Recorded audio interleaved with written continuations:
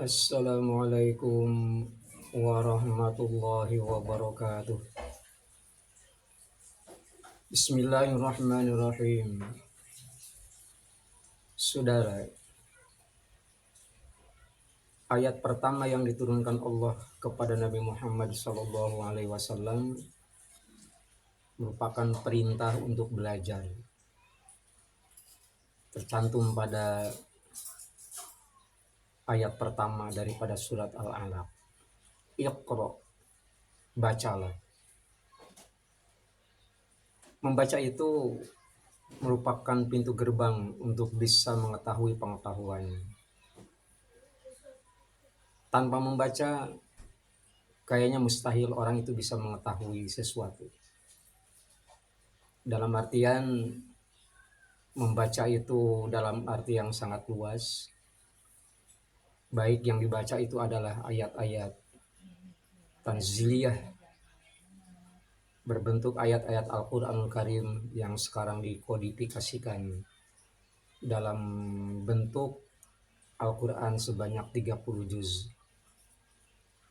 Atau juga berbentuk ayat-ayat kauniyah, tanda-tanda kebesaran Allah Subhanahu wa Ta'ala yang terhampar luas di hadapan kita, baik yang berbentuk mikro ataupun makrokosmos.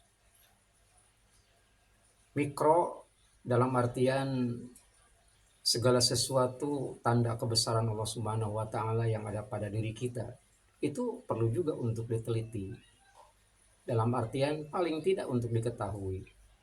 Wa fi anfusikum afala tubsirun.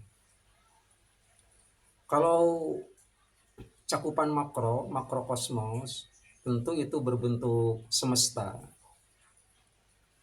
teristimewa yang dicantumkan di dalam Al-Quran. Ada gunung, ada langit, ada bumi, ada sungai, ada pohon.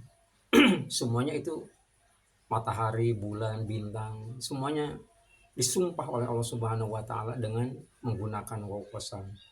Wasyamsi wa duhaha, wal qamari iza talaha, wal laili iza yaghsha, wan nahari. Itu semuanya pakai ayat-ayat. Nah, termasuk ke dalam kategori ayat-ayat sumpah. Dalam artian, mengapa sejauh itu Allah Subhanahu wa Ta'ala memandang ayat-ayat kauniyah itu diawali dengan huruf waw qasam. Tentu hal ini menyiratkan arti bahwa orang yang dibekali pengetahuan itu paling tidak untuk lebih mendalami ada apa sebenarnya di balik yang diberikan kata sumpah oleh Allah Subhanahu wa Ta'ala itu untuk kehidupan. Yang tidak boleh diabaikan adalah perintah untuk belajar itu tentu dalam cakupan disiplin ilmu sebanyak-banyaknya. Sah-sah saja kita menuntut ilmu dalam bidang apapun sepanjang itu adalah bermanfaat bagi kita. Namun jangan dilupakan, surat Al-Alaq itu jumlahnya kan ada bukan hanya pada bagian awal saja yang dibicarakan. Dalam artian kalau bagian awal itu hanya bercerita tentang bagaimana perintah membaca itu diturunkan Allah Subhanahu wa Ta'ala agar setiap manusia itu terikat untuk menuntut ilmu. Maksud saya yang tidak kalah pentingnya adalah apalah artinya menuntut ilmu. Bahkan sampai ke luar negeri sekalipun tidak dilarang sama sekali. Hanya sebagai outputnya itu bisa dilihat daripada bagian akhir daripada surat Al-Alaq. Wasjud waqtarib. Dua perintah Allah Subhanahu wa Ta'ala. Bersujudlah kepada Allah Subhanahu wa Ta'ala dan muraqabahlah kepada Allah Subhanahu wa Ta'ala. Jadi boleh dikatakan tidak ada artinya kita menuntut ilmu sebanyak-banyaknya kalau ujung-ujungnya kita ini tidak bersujud kepada Allah Subhanahu wa Ta'ala, tidak memasrahkan diri kepada Allah Subhanahu wa Ta'ala, tidak melaksanakan ibadah kepada Allah Subhanahu wa Ta'ala. Itu yang pertama. Yang dua adalah waqtarib.